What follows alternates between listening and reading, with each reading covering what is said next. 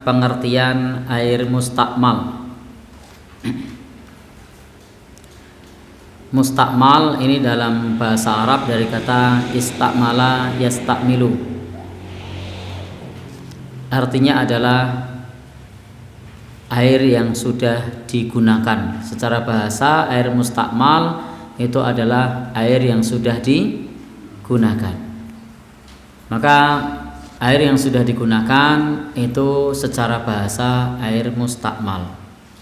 Air yang sudah diproses secara bahasa adalah air mustakmal.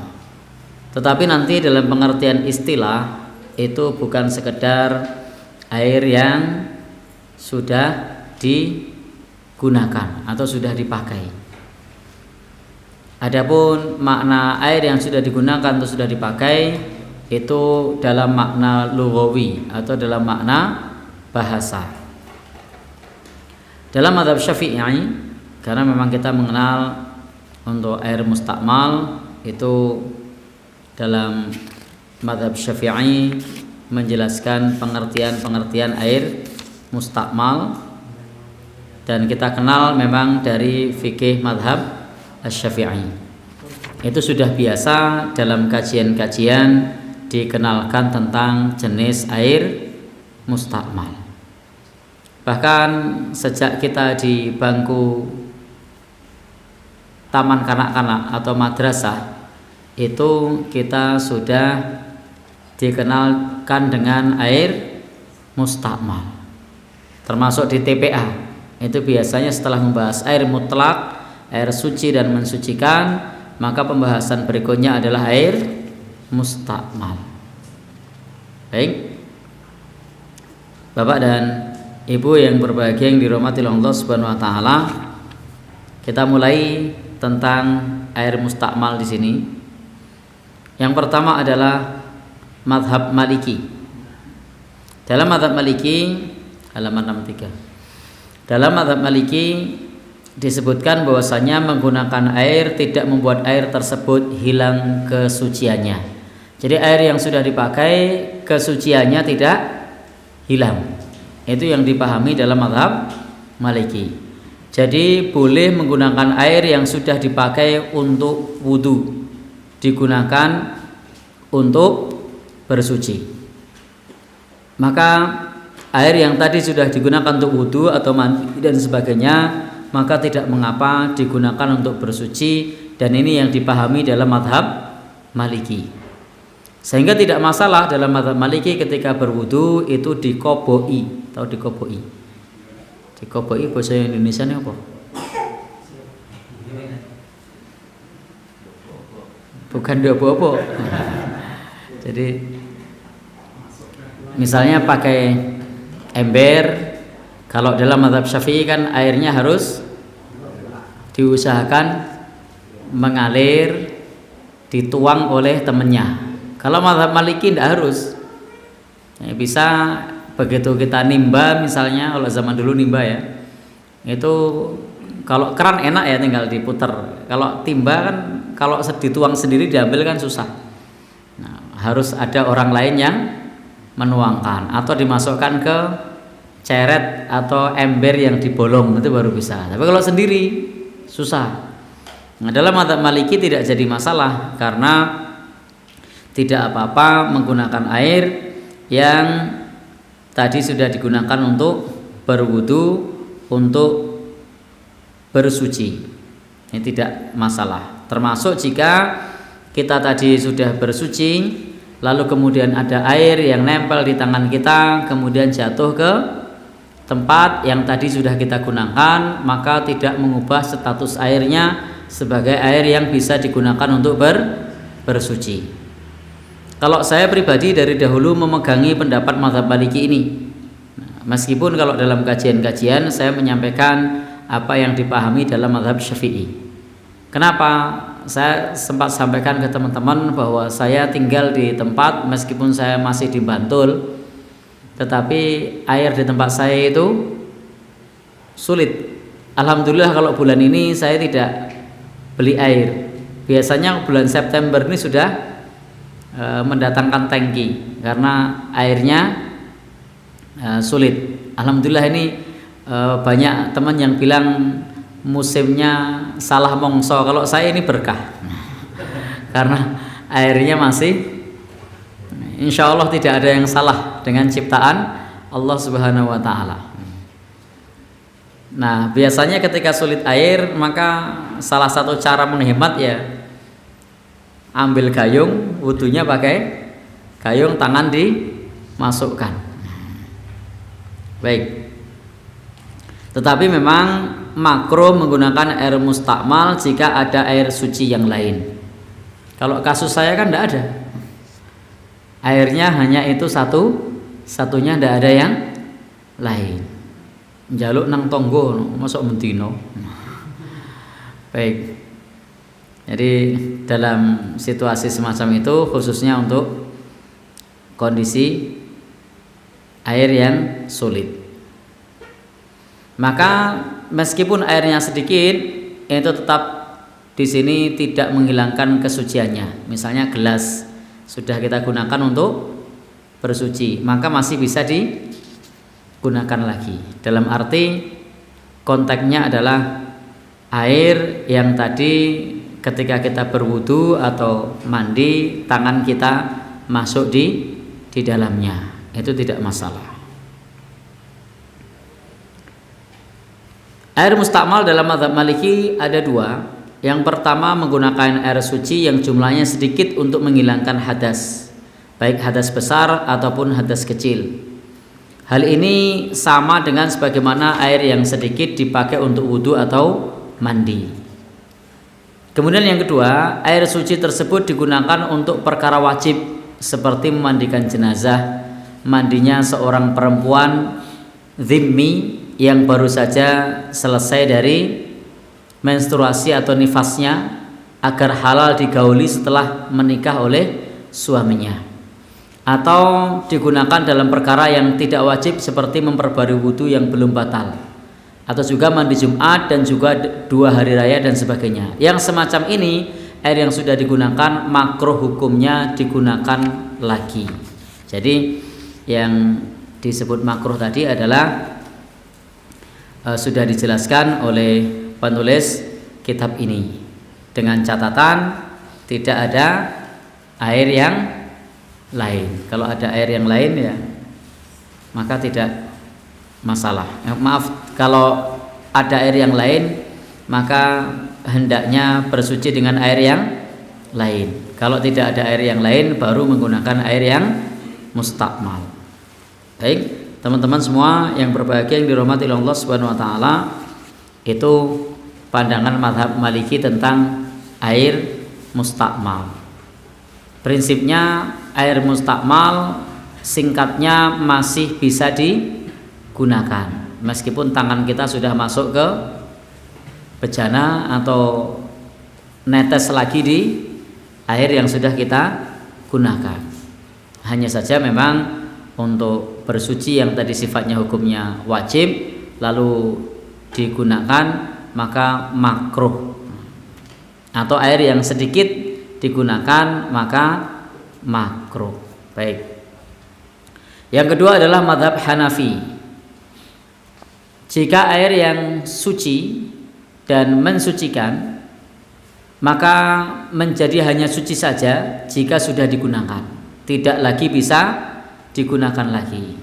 Pengertian ini sama dengan seperti yang dipahami dalam mazhab Syafi'i. Kalau air itu sudah digunakan mustakmal, tidak boleh digunakan untuk bersuci. Hanya boleh digunakan untuk kepentingan yang lain, bukan kepentingan untuk ibadah. Contoh, bisa untuk cuci kaki, itu boleh, tapi bukan untuk kepentingan ibadah. Kena tinggu raup, tapi bukan untuk ibadah. Maka dalam mazhab Hanafi, air yang mustakmal itu masih bisa untuk bersuci non ibadah, tapi tidak boleh untuk bersuci yang wilayahnya wilayah ibadah. Untuk wudhu tidak bisa. Untuk mandinya mandi apa dulu? Mandi harian apa mandi junub? Intinya yang tidak boleh adalah untuk ibadah. Kalau hanya sekedar cuci kaki boleh. Kalau hanya sekedar mandi tidak masalah. Tapi kalau wudhu atau mandi besar maka tidak bisa digunakan. Teman-teman semua yang berbahagia yang dirahmati Allah Subhanahu wa taala, meskipun dalam mazhab Hanafi memberikan rincian mengenai air yang mustakmal, tapi rincian di sini tidak perlu kita baca. Prinsipnya seperti itu, bahwa air yang mustakmal itu tidak bisa digunakan untuk beribadah, tapi bisa digunakan untuk keperluan harian. Sekarang dalam mazhab Syafi'i, terkait air itu yang disebut mustakmal jika airnya sedikit. Kalau airnya itu banyak maka nanti ada hukum lain. Kenapa? Karena ada hadis Nabi yang menjelaskan idza kanal ma'u qullatain, jika airnya itu mencapai 2 kullah. Tahu kullah? Kullah itu bahasa Arab yang jadi bahasa Jawa. Jadi bahasa Jawa kullah itu bahasa Arab. Simbah nanti lagi nangkolah. Nah, itu sebenarnya kita tanpa menyadari pakai bahasa Arab. Bak mandi malah bahasa Indonesia itu. Kalau kullah itu malah bahasa Arab. Idza kana al-ma'u qullatain, jika air itu mencapai 2 kullah, maka tidak membawa lagi najis atau tidak bisa dipengaruhi oleh najis jika airnya itu mencapai 2 kullah. Maka teman-teman semua yang berbahagia yang dirahmati Allah Subhanahu wa taala, kemudian selain 2 kullah, pertimbangan yang lain adalah meskipun 2 kullah, kalau berubah warna, bau dan rasa, maka itu juga pengaruh. Innal ma'a la yunajjisu syai' illa ma ghalaba ala rihihi wa ta'mihi wa launihi. Sesungguhnya air itu tidak bisa dinajiskan oleh sesuatu kecuali berubah warna, bau dan rasanya. Jadi rihihi baunya, ta'mihi rasanya, launihi itu nyun sewu warnanya. Baik. Intinya innal ma'a tahurun, sesungguhnya air yang suci itu idza kana, apabila dia mencapai kullatain 2 kullah. Artinya ada hukum untuk mustakmal ini jika air tersebut sedikit kurang dari 2 kullah. Kalau lebih dari 2 kullah maka air itu statusnya tidak lagi mustakmal. Maka menurut mazhab Syafi'i, definisi air mustakmal adalah air yang sedikit yang bisa dipakai untuk sesuatu yang harus dilakukan, baik secara hakikat atau gambaran. Di sini untuk menghilangkan hadas atau membersihkan kotoran. Nah, berapa ukuran banyaknya? Ukuran banyaknya kalau mencapai 2 kullah. 1 kullahnya itu berapa? Jadi 1 kullahnya itu berapa? 1 kullah itu kalau menggunakan hitungan modern sekira, saya bilang sekira karena memang waktu itu tidak pakai sentimeter. Seperti sama halnya menghitung 1 sok itu berapa, itu pendapat ulama berbeda-beda. 1 mud berapa, pendapat ulama beda-beda. Karena memang waktu itu tidak pakai timbangan, tapi pakai takaran. Sama juga 2 kullah. 1 kullahnya itu 1 hasta, 1 hasta, 1 hasta, atau 60 cm, 60 cm, 60 cm. Itu 1 kullah. Baik. Sehingga hendaknya mencapai 2 kullah. Tinggi 60, lebar 60, ya, panjang 60. Itu 1 kullah. Kalau 2 kullah Ya. Baik. Tapi ojo dipas nek gawe kolang, kok tok pas, mbludak. Jadi anto ada yang keluar. Ini ukuran airnya ya, bukan ukuran kulahnya. Kalau ukuran kulahnya nanti airnya kurang. Nah, kepotong batakonya. Baik. Sekira itu ada berapa liter saya tidak tahu. Itu takriban, kira-kira. Nah, maka kalau teman-teman mau bikin kulah ya, kalau mau aman buat perhitungan yang lebih dari ukuran tersebut. Nah, sehingga kalau kena jenengan mau wudhu misalnya bisa langsung dikoboi. Nah, ya, oh gitu ya, bisa langsung dikoboi. Karena sekarang airnya sudah mengalir, lain cerita.